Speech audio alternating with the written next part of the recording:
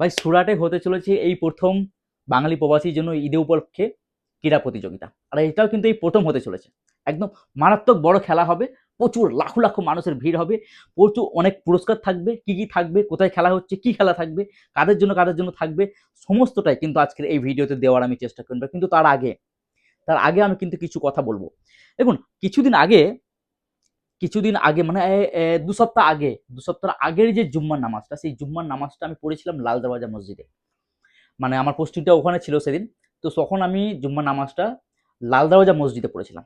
তো যখন এটা নিয়ে দুবার পড়া হলো, তো লাল দরওয়াজা মসজিদে যখন আমি নামাজ পড়লাম, ওখানে একটা বাংলাতেও লেখা আছে, একটা প্ল্যাকার্ড দেওয়া আছে, মানে ওখানে বাঙালি বেশি পুরো। তো আমি দেখলাম যে সবটাই বাঙালি। আর এত মানুষ, এত মানুষ ওখানে নামাজ পড়ছে বাঙালির। এক তো মসজিদের ক্যাপাসিটি ছোট, দোতলা মসজিদ প্লাস ছাদ, জায়গা নেই ওখানে।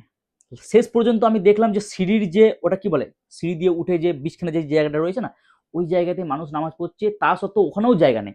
প্লাস যেখানে উজু করে, তো উজু করার জায়গাতেও কিন্তু দাঁড়াবার জায়গা নেই। কোনো রকম করে মানুষ একটা, মানে কয়েকটা ছেলে ওখানে দাঁড়িয়ে কোনো রকম করে, আমার দেখে সত্যি খুব খারাপ লাগলো। আর আমি নিজেও একদম উজুর লাস্টে বসেছিলাম। তো যাই হোক, জুয়েলারিতে কিন্তু যারা বাঙালি এসবটা পড়তে যায় তাদের কাছে টাইম কিন্তু খুব কম থাকে। এরকম নয় যে খুব আগে গিয়ে মসজিদে বসে পড়া, এই জিনিসটা কিন্তু হয় না ভাই। তাদেরকে ছাড়তে হয়, অনেক রকম প্রসেস থাকে, তারপরে কিন্তু তারা মসজিদে আসে। তো যাই হোক, আমি এই মসজিদ নিয়ে কথা বললাম। আচ্ছা, শুধু ওই মসজিদ বলেই নয়, নাগরিকবাড়ে কিন্তু অনেক মসজিদ রয়েছে যারা কিন্তু ঠিকঠাকভাবে নামাজও পড়তে পারে না।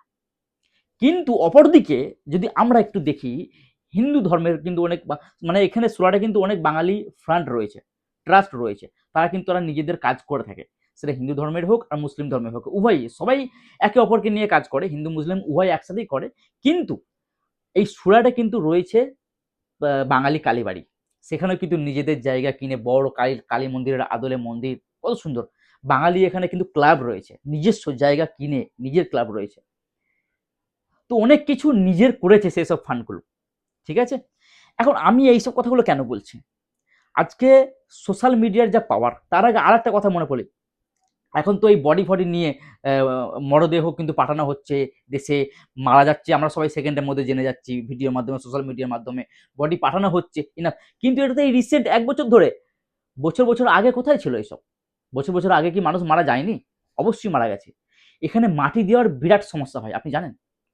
আমরা জানি, কারণ এককালীন আমিও নাগরিবারে থেকেছি। মনির ভাইকে জিজ্ঞাসা করবেন।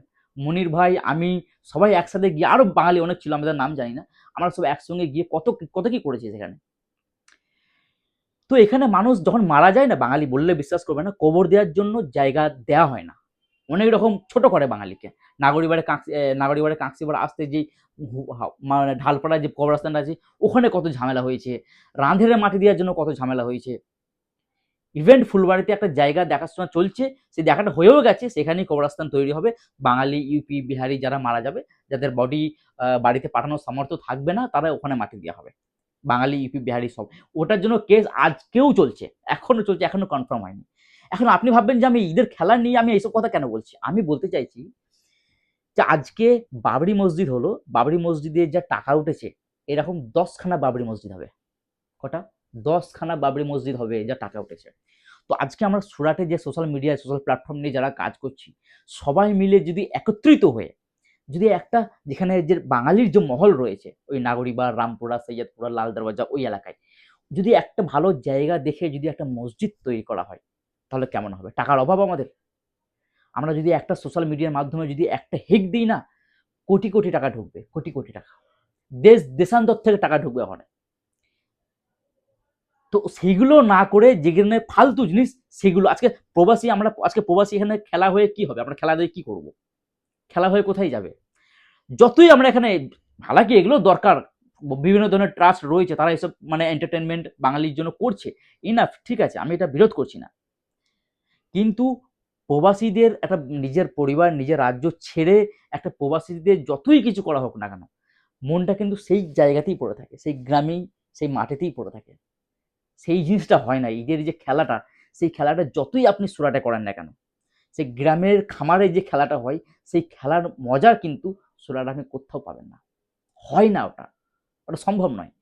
কিন্তু কিছু কিছু কাজ, কিছু কিছু জিনিস যেগুলো আমাদের খুব জরুরি, আজকে আমাদের কাছে একটা সোশ্যাল প্ল্যাটফর্ম রয়েছে, একটা নেটওয়ার্কিং রয়েছে নিজস্ব আমাদের বাঙালির। তো এই নেটওয়ার্কিংটাকে, এই সোশ্যাল মিডিয়াটাকে যদি কাজে লাগিয়ে আমাদের বাঙালির উন্নয়নের জন্য যদি আমরা এই কাজটা করতে পারি, তাহলে সেটা আমাদের ভালো। এবং আগামী জন্মে কোনো অন্য ধর্মের মানুষ, অন্য কোনো জাতির মানুষ আমাদের বাঙালির ওপর উঁচু গলায় কথা বলতে পারবে না। কারণ আমাদের সুরাটে নিজস্ব একটা বাঙালির নেটওয়ার্কিং রয়েছে, নিজস্ব সোশ্যাল মিডিয়া রয়েছে, নিজের সোশ্যাল প্ল্যাটফর্ম রয়েছে। সেইগুলো আমার মানে আজকে ভিডিও বানানোর মাকসুদ এটাই যে আমি বলতে চাইছি যে যদি আমরা একটা জায়গা কিনে যদি একটা মসজিদ তৈরি করতে পারি, বা যদি চাই সোশ্যাল মিডিয়ার মাধ্যমে কোথা থেকে টাকা চলে আসবে। একটা মাত্র মসজিদ, একটা জায়গায় একটা মসজিদ কিনে সেরকম কোনো মহামারী কোনো ব্যাপার না, প্রচুর হয়ে যাবে। আজকে যদি তারা যদি জায়গা কিনে যদি বাঙালি মন্দির তৈরি করতে পারে, ট্রাস্টের উদ্যোগে যদি মানে ক্লাব তৈরি করতে পারে, এত লক্ষ লক্ষ টাকা খরচ করে করতে পারে, তাহলে আমরা কেন পারবো না? একবার ট্রাই তো করি দেখি। কিন্তু না, আমরা নিজেরা ভিডিও বানাবো, আমরা নিজেরা করব, আমরা নিজেরা লাইক ভিউজ কামাবো, আমরা নিজেরা টাকা কামাবো, আর কিছু না। তো যাই হোক, এটাই ছিল আমার মেন মোটিভ। তো এটা নিয়ে আপনার কি মতামত, আপনার মূল্যবান মতামত কিন্তু কমেন্ট সেকশনে জানাতে ভুলবেন না। আমার মাকসাদ কিন্তু এইটা, আমি এটা চাইছি। যাই হোক, দেখা হচ্ছে নতুন একটা ভিডিও, নতুন একটা ব্লগে। ততক্ষণ পর্যন্ত ভালো থাকবেন। জয় হিন্দ, জয় বাংলা। ধন্যবাদ।